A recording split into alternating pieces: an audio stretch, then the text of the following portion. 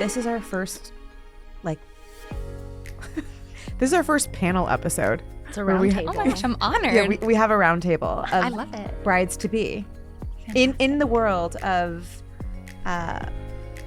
Instagram and TikTok, where everyone's planning their wedding vicariously through other brides planning their wedding, you are now our 2025 spokeswoman. How does it feel? Leave the torch. I don't know how I feel love about it. but excited for the ride. I know. I feel like, I mean, you're so much further in it than I am. I like have barely scratched the surface. But You'll get there. Are you? Have you set a date? 2025? 2026. Oh, 26. Both Yeah. 2026. Yeah. I'm January though, so I'm rounding down. I'm saying it's like, it feels like December 2025 because once January hits, Yeah. it's there. It's happening. And then also, not to freak you out, but the holidays, like November and December Right. are kind of a wash. They to don't reach count. anyone. Right. Mhm. So it's like, you're actually Okay. getting married in, I can't even do No, that math. and that's why I'm doing, I'm like in the thick of doing things right now in terms of booking vendors because it's about to be Come November, January. December. So in my experience, so Loverly's been around for 10 plus years.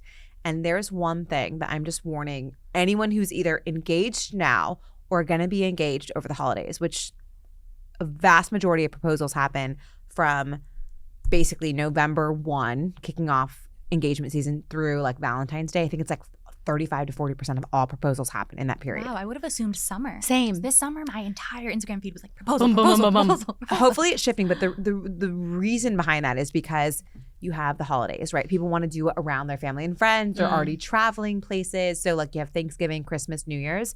Those are the big times that people do it. And then obviously it ends with Valentine's Day, which a lot of people, it's a romantic holiday. Not my preference for getting engaged. I would not love that. But for a lot of people, it's a very popular time. Yeah. But what people don't realize is January is the month Oh, like kick it for off. planning. Reaching out. When I tell you every year for the last 10 plus years, January, our website traffic explodes Wow. because everyone's like, holidays are over. It's time to plan. Yeah, time to get So together. if you can get a head start now and like lock in things Yeah. and before Also- January. January prices increase for everything. I had so many vendors refuse to even give me pricing until January because they knew their 2026 prices were gonna go up. Oh, interesting. I think that's insane. Yeah. Like I'm a baby vendor. I'm still so new to this. But if someone approaches me early, I'm so keen to lock it in that I'm like, you're grandfathered in, babe. Like if the prices go up, I'm like, if you booked it early, like you get a reward. Totally, and that was my thought Yeah. process. Is the earlier I book, the more wiggle room I have with negotiation. Because also, one of the perks of having a January wedding is it's like the off It's season. off-season. So many vendors were willing to give concessions because they're like, we're gonna be dead in January. People need that buck. Yeah. So I was like, great, amazing. Let's lock her in, babe. But then I had some who were tight-lipped, not willing to give me a single price because they knew. Is that standard? I mean, I would say it's one of the biggest complaints that I hear from brides and grooms who are planning is the frustration of not knowing pricing and availability. Oh my God. And that literally I see video after video. I hear from brides all the time saying, just put your minimum on the website. Or, Zero there's transparency. none. Yeah. It's but you got to understand that because every single wedding is personalized, right? Like Yeah. even though you could say, yeah, I have a minimum, but that if you're doing a 10-person dinner party that you're calling your wedding, right? That's different than a 1,000-person event. So everything Yeah. tends to be personalized and customized. And also I know that some vendors, if they vibe with you, they'll go below right. their minimum because Oh, they like that's- working with you. That's a real thing. Oh, it's happening to me in real time. Cause I'll get on a Zoom with someone and I'm like, I love you. I want to make this work. I'm like, if you're listening, don't do this to me. But like, if you vibe with someone also, I'm still new. I'm building a portfolio. Like I need them as just as much as they need me at this phase. So I'm like, I know it's going to be a sick wedding. I'll cut you a deal. You're on board. Okay, so let's take a step back because we just went right Yes. into it. Perfect. Okay, so we're going to do just quick background because you now are not just a bride, but you're in the biz. You're Snap. planning. Break it down. Okay. Well, hi, I'm Jordanna. For anyone listening, should probably start with that.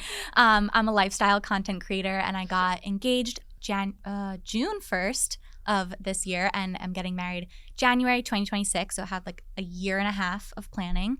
Having a winter wedding in New York City, which I'm really excited about. Having it, my fiance's from Long Island, I'm from New Jersey, so having it sort of in the middle of both our worlds was really important to me, as well as like all of our family and friends being able to make it. But yeah, in the thick of it right now. What's your sign? I'm a Gemini. And your partner? I don't know, maybe a Cancer. We're When's like his not birthday? big into astrology. I'm sorry if that is upsetting You either to like are anyone. so deep in Well, the that's what lore, I and want to you know. like I don't always know. ask people to see like what's about. He's July 20th. Is that Cancer? He's cuspy of Leo, I think. Don't look at me. I'm gonna look it up. We're gonna fact check it. Okay. No, but I think that's Leo. Okay. No, I I think am it's not Cancer. the professional, Cancer cusp. but Okay, yeah. we'll look into it. And what about you? Yes. Well, I'm also a Gemini. I don't know if we've ever unpacked Gemini this. sisters. Yes, but I'm Caroline. I'm also a lifestyle content creator on TikTok, Instagram, YouTube, all the things. But I kind of got thrown into wedding content creation by accident. Our friend, Kellee, who's also a content creator, her and I were good friends. Oh, you did Kelsey's wedding? I did. Oh, Yes. Kelsey was on the podcast. Oh, was she? Yeah. Oh my God. That's amazing. Yeah. Sick content. Yes, from it Caroline. was. I'd never done it before, but she asked me, and I was like, so long as you know that I'm not experienced, I Yeah. can learn as I go, and we can figure it out. She was like, great, I trust you, and I was like, great. You I'll hit be the ground there. running though, like Yes. truly. But that ended up being her wedding was a month after I got engaged, and she ended up helping to finesse my engagement. Like we became like really, really good friends throughout the process, which was so fun. But I ended up doing her wedding, and it's like, how could you not fall in love with it, especially when it's someone that you know personally? It's like to be in the room, and it's so intimate, and like weddings are like nothing else. Like it's so magical So you were creating content. for her. Oh no, but I'm saying before this, you were creating content on social. Just for me. Yeah. Yeah. And then she was your first bride. Yes, she was my guinea pig, and ever since then, it's been, I mean, a very happy accident, very inbound. I was like, I got to make an LLC today. Did you go into her wedding knowing that you were going to like pursue it No. more? No. It was just after that you I'm were like- like, I loved this. I want to do it forever. 100%. Yeah, I love that. yeah, it's awesome. And it's like, I'm sure you feel this way sometimes too. It's so nice to leverage the skills that we have from creating our own Totally. content, but not having to be on camera. I'm like, this is like So another nice. way to like Also, pivot who the knows skill better set. what a content creator would want than another content creator, which is 100%. why I think you have such a unique angle. Thank you. Like, if you weren't going to be at my wedding as a guest, 1,000% would hire a you life right off the ruiner. bat. Yeah. But like, I don't feel like anyone, and that's why I think wedding content creators as a whole are so in demand now. If I just had my sisters, who are my bridesmaids and maids of honor, on my wedding day, and I was like, let's make a TikTok, they'd have no idea what to do. They'd also Also- probably be annoyed. They're like, what are you Yes. talking about? I don't want to have to be the director The wrangler, on my wedding like day. when you're like in the glam chair, like it was so nice while she was getting everything done. Like I had the checklist of like the stuff that we wanted to do, and like all she had to do was like the final like, yeah, like you know, like that's all you should have to do on your wedding. Yeah. Yeah, I love that. So now it's a booming business that you've started. I wouldn't say booming, but it's off the ground. She's available for 25 yes, and yes, 26. and 26. Yes. Yes. And now you're in the thick of planning. Mhm. You are peripherally. It's when you know it's so far away, you just like lack. Yeah, the but I sense of just warned urgency. you. January, Right. Is like you gotta It's- you gotta lock in a That's what- venue. Well, also we're starting to get to the point where we've seen a lot of venues. We looked at Utah, which is super niche. I was like, have we seen everything? And everyone's like, you've seen everything. We saw 7 places, and we're like keen on. Can't wrap my head around how many venue tours you've done. I tip my hat to you. How many have you done? We did 7 there, and then we've been looking in the Hamptons now because we're like, okay, if we're not 100% sure, we got to broaden our search because the issue with getting a planner, and I know we need to talk about because you're not using a planner. No. Completely different experiences. But in order to lock in a planner in a destination, you need to be 100% sure you're doing that destination because the planner that I was speaking to in Utah is worth her weight in gold in Park City, Utah. Mm-hmm. But if I want to work with her in the Hamptons, there's no way. Mm-hmm. So we're broadening to the Hamptons. We've seen 3 more, and we're going to see 3 more this weekend. I can't do this shit no more. I'm withering I was away. exhausted after 2. Like, I cut it after 2. I was like, I'm I'm done. done. Yeah. But also, it's going to start to get snowing, and then you like really Yeah. can't picture a setting. So we Mhm. kind of have a critical period of like the next 3 weeks to like. But Lock also, then something in. once you've seen it all, pretty much, Yeah. it will become very apparent which one's the one. Exactly. So That's what I'm nice. hoping. So how are you even? I mean, Utah versus the Hamptons, like Park City versus the Hamptons. Yeah, you're like, what the fuck is that? Very different. Yeah. So what is the through? Okay, thread? it's my fiance's family. They have 2 homes. They have one in Park City, Utah, and like in Long Island. So I'm from Maryland. Like there's nothing to see. You in wanted to be in a location that is close to family. Yeah, at least exactly. Okay, that makes sense, and a destination that people would like to attend or go to. Yeah. Right. Well, I mean, did you ever consider a destination? Like 3% maybe. Right after we got engaged, my dad was kind of dabbling with ideas. The issue for me with destination is if one of us was from a place or if one of us was from somewhere that would be considered a nice destination or had a house there or had a strong connection to, 100% I would consider it. But the places that my dad was throwing out, I'm like, I've been there once. Jack's never Had been a good there. time. Why would we have like our most special day there? And the places that we do have special connections to, I honestly couldn't fathom having my friends pay what it would cost to get to those places. We're not going to Aspen. So I can't. Like Aspen's literally the only place that I have a connection to. It would be gorgeous to have it on top of Aspen Mountain, but like I'm 26 years old. My friends, no, Yeah, I can't ask some that. destinations are cost prohibitive. Well, it's now that I like know what I know, looking at every wedding I see online, I'm like, you ask people to come out there and stay at that hotel. Right. I'm like, It Yeah. would like that's like $3,000 A night. before the wedding gift, before they get an outfit. Oh my God. Yeah, easy. That is the wedding gift. Like, Right. if you're spending that much on a flight and a hotel and everything, that's the wedding gift. So have you both been to lots of weddings? Like, are you in the season right now where all your friends are asking you Yeah. to attend? It's picking up for sure. I would love your thoughts on this. What is like an appropriate, in your late 20s, what's an appropriate wedding gift spend to give a friend? Oh boy, I might get in trouble for this. Yeah. But there is a general etiquette range that, like, if someone invites you to a wedding, if you can afford it, $150 to $250 is typically what people Okay. expect for a gift. Yeah, I think Now- that's fair. What if you're in the bridal party? Do you give less or more? Well, the bridal party is difficult because I think it costs on average, and this is probably a low number, I'm giving you an average, but call it $2,500 to $2,800 to be a bridesmaid.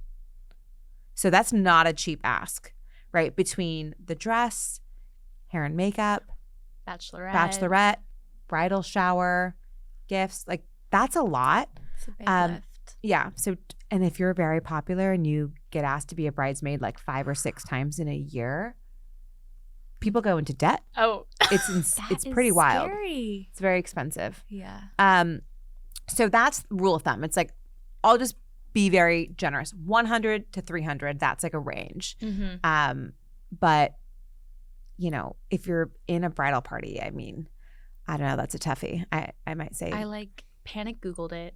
Because scared it was of like the results. it was the night before my friend's wedding, to which I was a bridesmaid, and I was like, oh shoot, like I haven't gotten her a gift.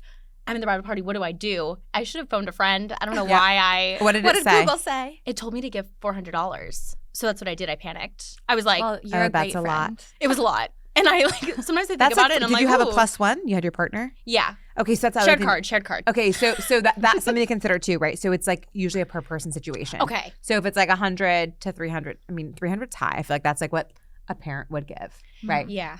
So if it's, you know, but you'd be surprised. I remember my engagement party, you know, we invited 120 people and we didn't put we weren't really registered anywhere.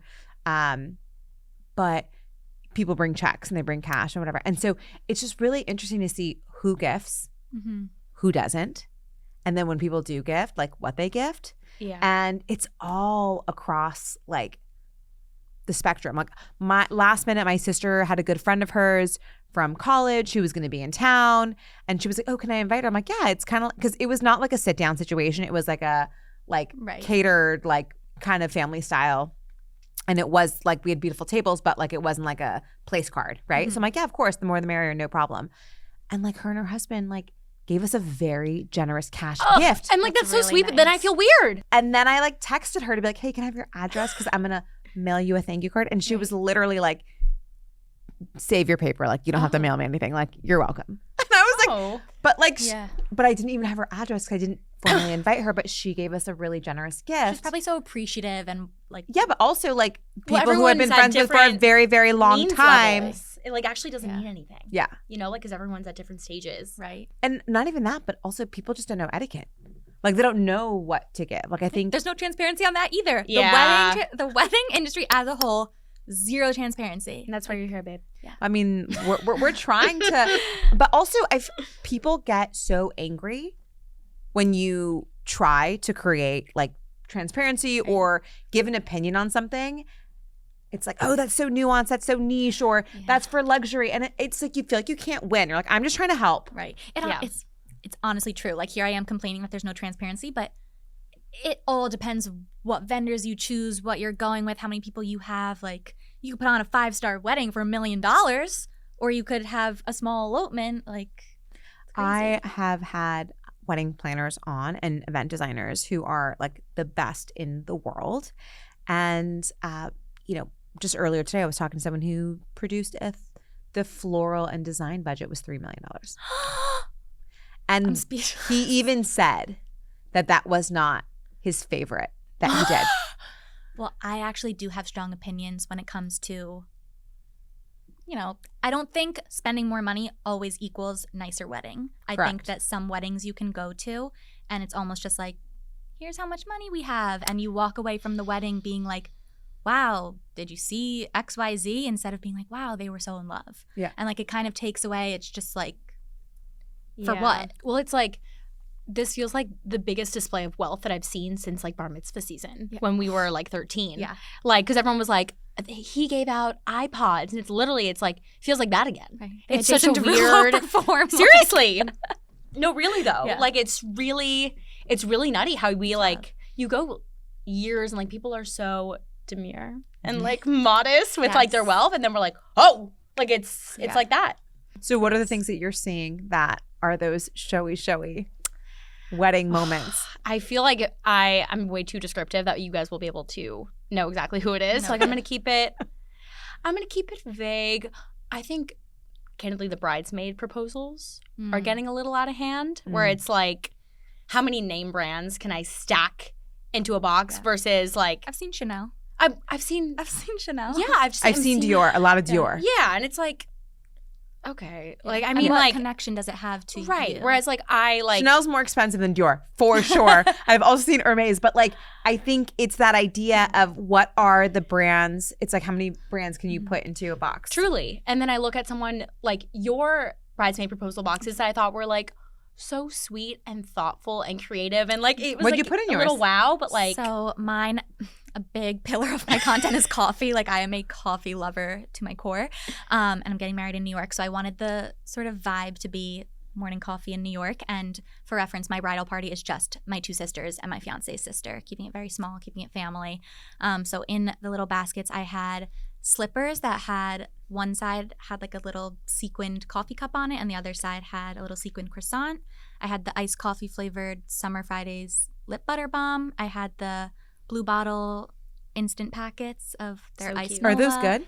Yes, Delicious. delicious. And a Anthropologie mug that said New York on it. That was really cute. And then the actual ask was like a New York Times template, but I like wrote my own letters to each of them and put in our own photos. So it was like you're reading the morning paper in New York while So having your cute. coffee. And That's it was very me. Like I personally felt like it was very me, and I have no regrets about not stuffing it with. Do you want to Chanel. share how much that cost to put together? I couldn't even tell you honestly. Honestly, I think the most expensive item in the basket was the freaking basket itself. No, the boxes are actually expensive. Yeah, Like the baskets nice- are expensive, and I was Yeah. like, please keep your basket. I will say, I did recycle the filler confetti from PR Sustainable boxes, queen. so hats off to me for Love. that one.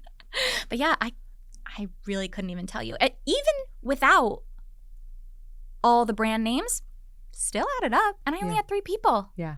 It was still pricey. something. So like in addition to doing all this, I also like do like some freelance work for like influencer marketing agencies, and there's been a shift in the tide where people will just like reach out, and these are not creators, like these are just like Everyday Susie people. from Alabama who's getting married in May, and she's like, hey, brand, huge fan. I'm having a bachelorette party. Like, is it possible to send 20 units? Yeah, and it's also like, oh, wait, you've never engaged with our brand before. You don't even follow us. It's pretty nutty, but it's become a huge trend. And one of the clients that I was working with is like a personal care brand. Like, it felt it's something that I would put in a bachelorette box, but it was incessant. It was like 200 emails in a week. Like, something must have leaked. Loverly oftentimes gets confused with Love Every.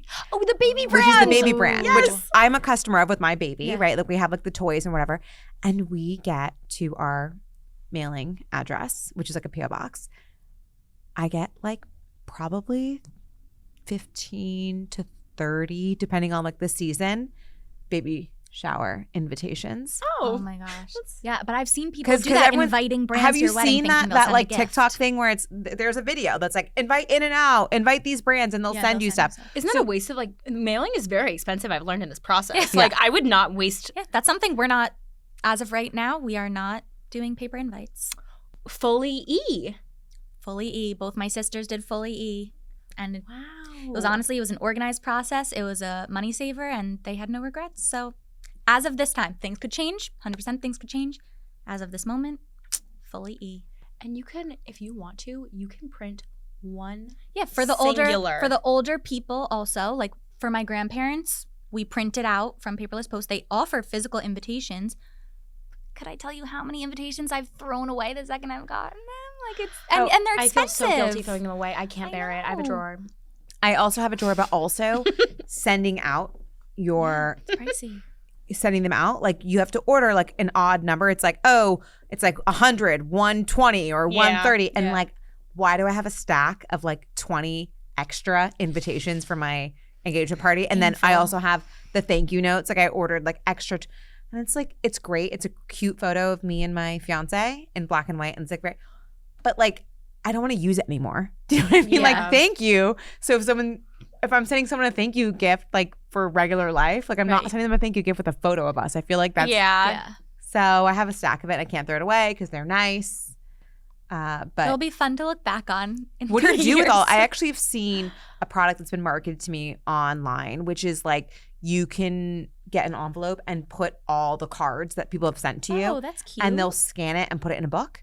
That's really cute. Which I feel like is a good idea. That's a good like coffee table book even. How many cards, birthday cards, notes, do you have? Like I have junk drawers like that are full of them. I just got rid of like my bat mitzvah cards. I'm not even. No, that's unhinged. I literally had a giant shoebox under my desk at home, which I don't live at home anymore, just with camp bus notes, bat mitzvah invitations. I still have my high school like, notes. So in a many binder. So old clearly paper your goods. parents live in the home that you grew up in. Yes, because if they'd moved, they would have done what mine did, was full factory reset, purge. I had to grab my bat mitzvah dress. I was like, don't throw it away. It's literally, Is that when we got to it's in my bat mitzvah. It's in my apartment.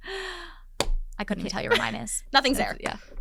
Well, it's a thing. It's a thing. You don't want to have so much stuff to hold on to. Yeah. And I feel like invitations is one of those. And we're about to go into holiday season again. So our fridge right now is all the holiday cards people have sent us, right?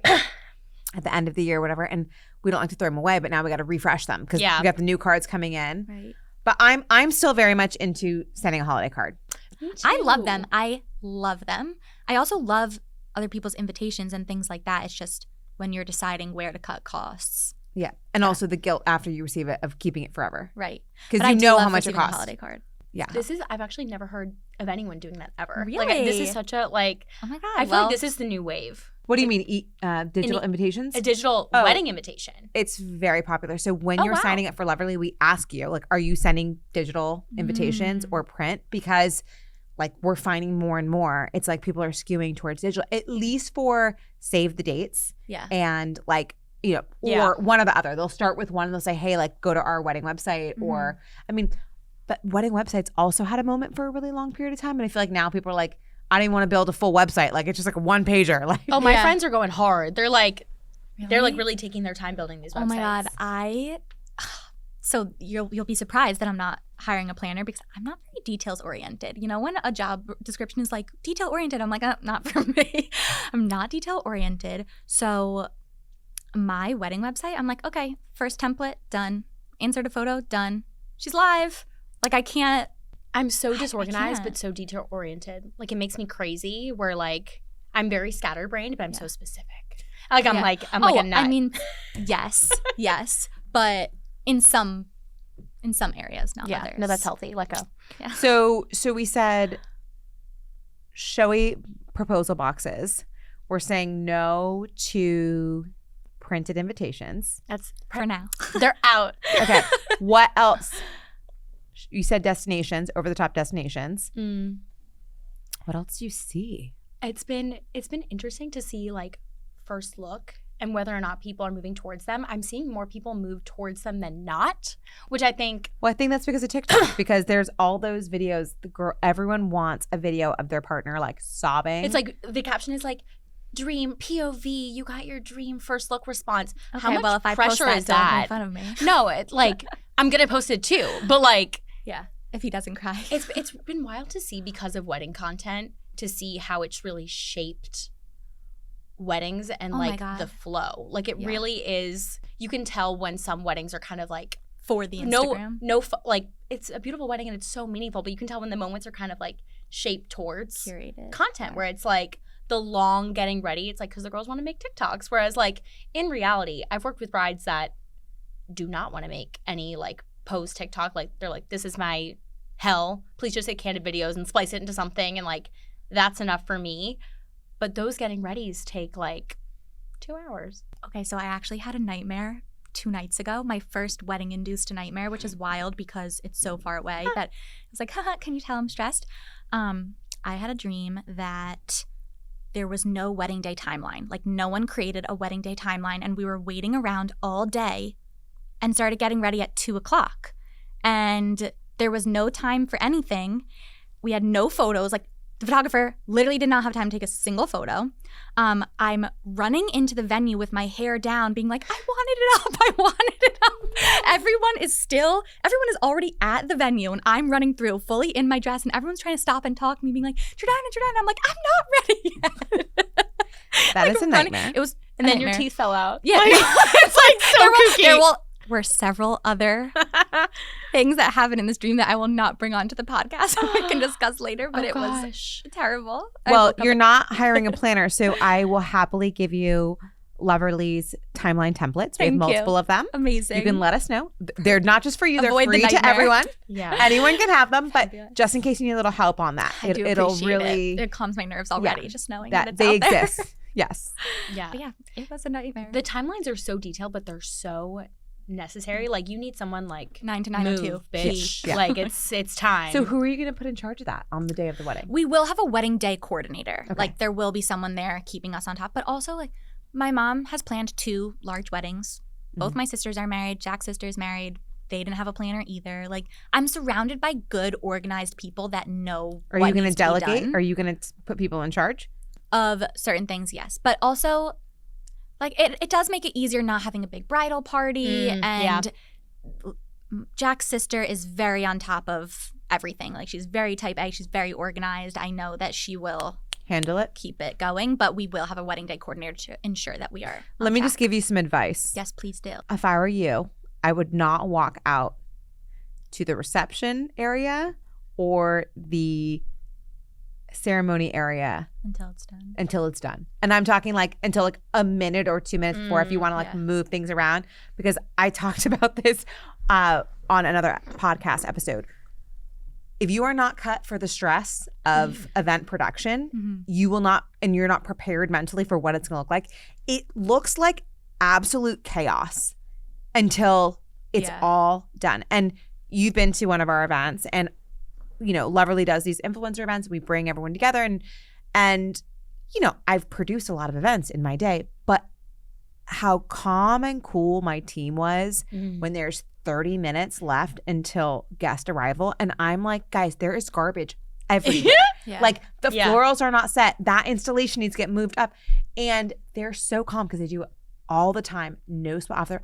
But for me, it was not very calm. I was like, I'm going back to my room and I'm going to show up as a guest because I cannot see it. I cannot handle the anxiety of the final sprint. Right. And like, maybe it's not 10 minutes before or, you know, 30 minutes before. Maybe it's an hour before. But you don't want to see it because that's the kind of stress you don't want to have on your honestly, wedding day. I do really appreciate and value that advice because you're so right, and my anxiety could never. But also, I think another thing that's sort of keeping me calm when it comes to that is no one knows the way it's supposed to look. Even I feel like probably not even going to know the way it's supposed to look. So if something's not exactly where it's supposed to be, no one's going to notice. Yeah, that's true. But I'm also a little A-type, which is part of the problem of my anxiety. So it's part of the problem. But we had an event that was a event where we brought the best vendors in the tri-state area. It was during Bridal Fashion Week. Wow. And it was all set. It was beautiful. And then they were like, Kellee, because I learned in the past, I don't like to see how the sausage is being made. I was like, I just want to show up. But it was like 10 minutes before, and they come in like, what do you think? And it was enough time that I was like, this whole table setup, not loving it. Break it down, move it, bring the florals over here, set it up over there. Oh gosh, my heart would be racing. But in reality, it took 8 minutes to break down, move, and reset up. And then I was happy that I did that because it was the moment that everyone walked in. There was a big mirror, so people were taking selfies and taking photos, right? But like it was like a merch table. I was like, this is not cute. But like that is, you can make those fine-tune adjustments at the very end if you want to like, just kind of zhuzh things. Mm-hmm. But you're not going to want to be there while they're like, placing every single flower. It's stressful. I mean, you've probably seen it. It's nutty when a lot of people will have their ceremony in one room. You move everyone downstairs for the cocktail, and the elves are moving because they're resetting the room and doing it so in that same area. It is bananas. Yeah. It's like, but they get it all done. I did one. It was one of the most beautiful huppahs I've ever seen, where it was dangling from the ceiling like a floral installation. The woman who did it is East Olivia. Send me the profile, girl. She is bonkers. She is so talented. And my bride was an event designer. So it was really interesting to work with her because I think in the beginning, she started out planning her own wedding. She was like, I can't plan my own wedding. I'm planning 8,000 other events. Yeah. So she really curated like all of the best vendors that she'd worked with over the years. And it was like her favorite florals person, her favorite da-da-da. And they all knew her personally. It was really meaningful. But it's the hanging installation really low to the ground. They bring it all the way up. And it's not a huppah down here. It's a chandelier over the dance floor. Oh my gosh. It was sick. Stunning. Sick. But trust the process till the very end. I was like, ooh. Like it was nutty. Yeah. But the best first look is not just like seeing the partner when like the couple goes in and they see the room, like the vision, I love like her videos. eyes were just like just so happy. Oh, I have like chills. I'm so excited. It was so cool. Even though I have zero vision of what my venue is going to look like, I'm still so excited. Yeah. No. So have you thought about what you do or don't want for the wedding? You have about a year to go. As far as don't want, not really. Yeah, not really. But I will say. Are you doing dessert? Cake? Yes. Yeah. Well, not a traditional cake.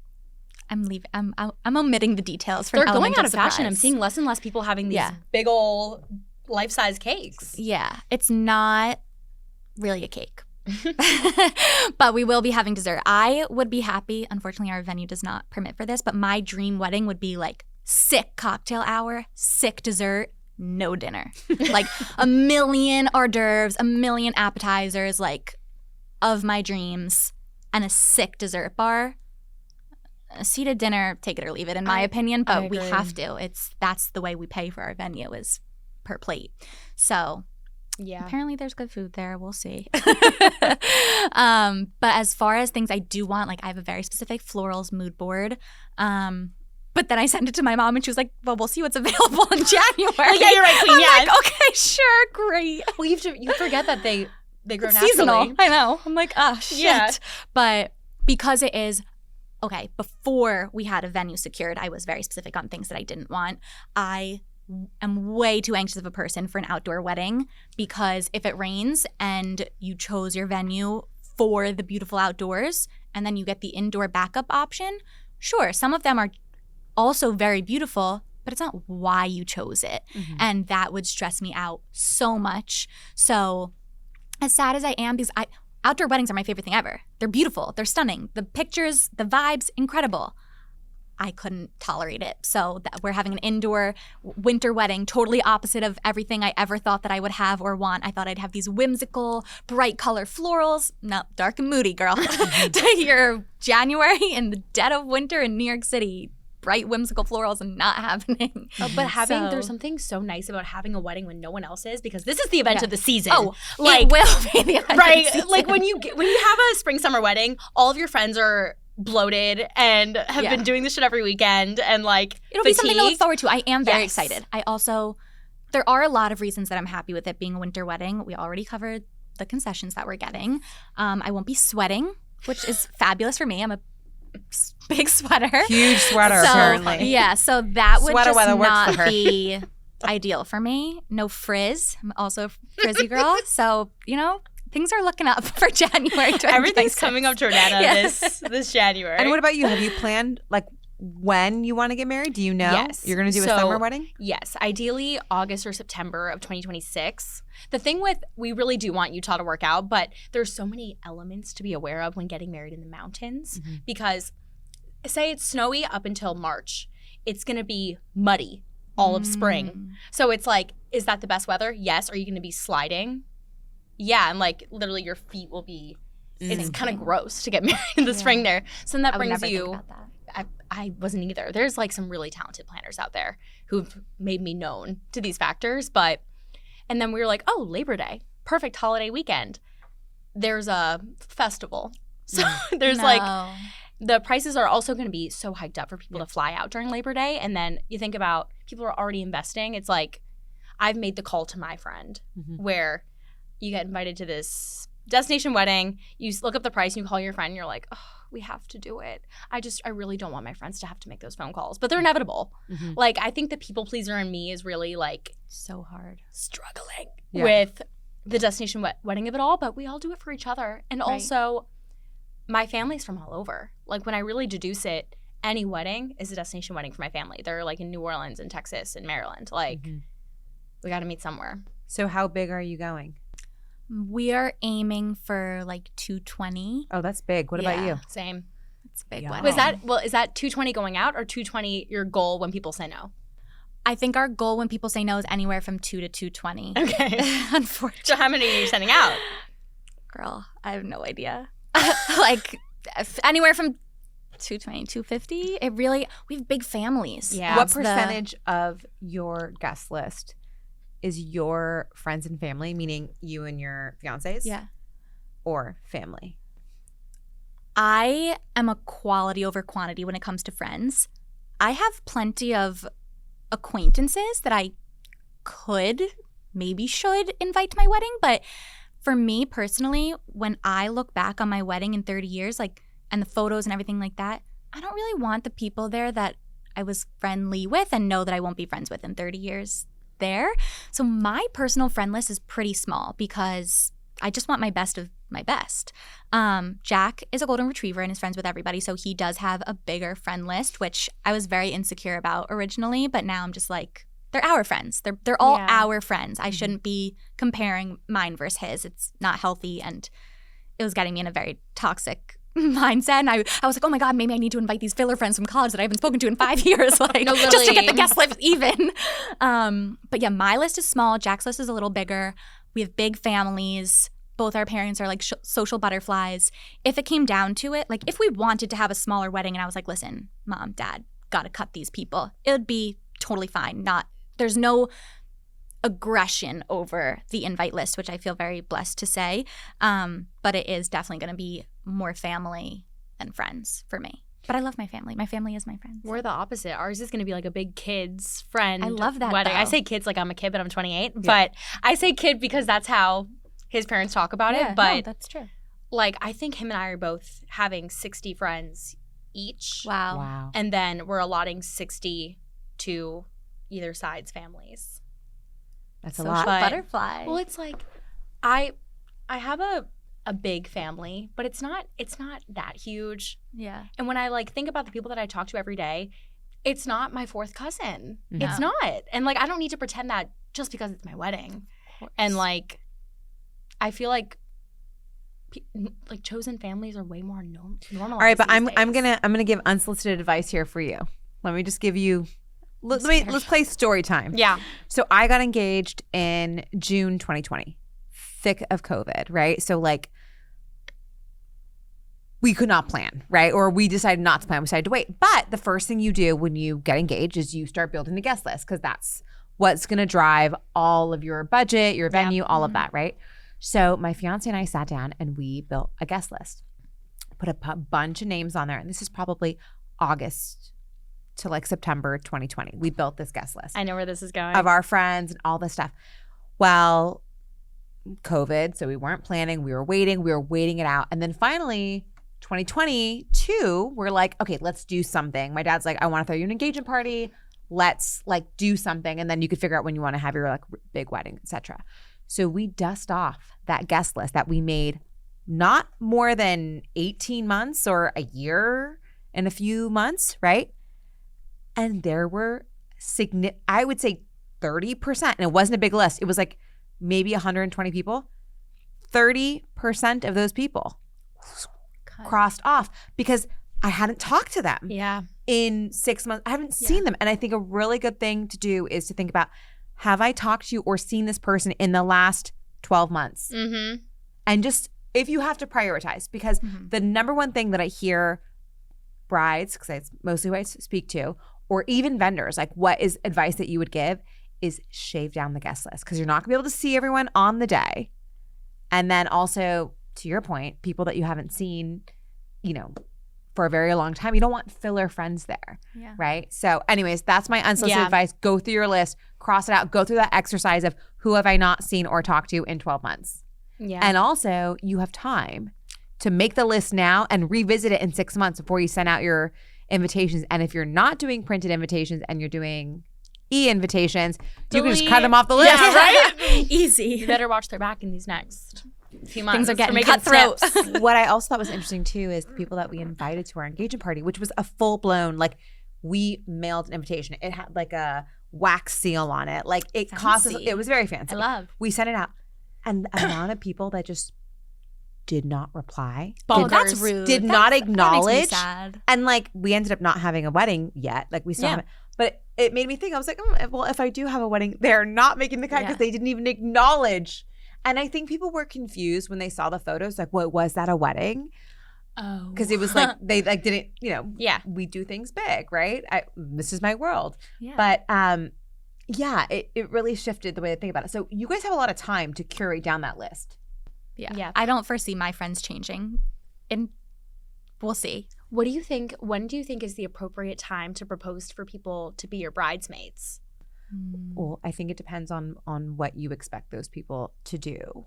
If you want a full like bachelorette and bridal shower and all of that, like, I think as soon as you know who, I would do it very early. But it's funny because my sister, I was her maid of honor, I think. I'm not 100% sure. That's so I was one of 5 bridesmaids, and it was like the day of her wedding. She's like, well, are you going to give a speech since you're like the maid of honor? And I was like, am I? Let's just say it didn't go well for the speech or for her. So I would not recommend telling someone the day of. Oh, my sister did that to me, you guys. But stop. She so it's like a thing that sisters do. I wasn't maid of honor either. I was just like in the back. But she told me the day before the rehearsal dinner, she was like, you're going to speak, right? And I was like, we had a whole year for you to knock on my door. Yeah. And so then, of course, she had a New York wedding as well. I'm like in Serafina at like noon the day of, like sweating, like trying to get something out of me. But it went okay. It's not talked about. It's not a great speech, but no, mine was talked about as a terrible speech. No! Because I drank tough. and I didn't eat, which is also, don't do that. Yeah, that's not common not trope. Yeah. That was in my 20s though. So we've moved on from that. That was early 20s. So I don't recommend. I do recommend making sure your wedding party has food when you're getting ready, and you have to eat. Yeah. Even though you're not hungry and you're excited, 100% you have to eat. Oh, one of my problem. Sorry, it just came into my brain because of speeches. One of my big like dislikes is when the wedding reception is speech heavy. Get me out of this chair. Get me onto the dance floor. Like, y'all, I can't do wedding speeches. It's my least favorite Opening thing. remarks from the parents, a lovely acknowledgement from the couple, we're done. Yeah. Done. At both of my sister's weddings, we had hard time limits on the speeches. This has been the Loverly Wedding Podcast. We are hosted by Kellee Khalil, produced by Natasha Barkman, Shaylin Carroll, Kayla Fitzgerald, and Jennifer Alvarado. Watch the podcast on YouTube by subscribing to our channel, and you can follow and listen to us on Spotify, iTunes, and every major RSS feed.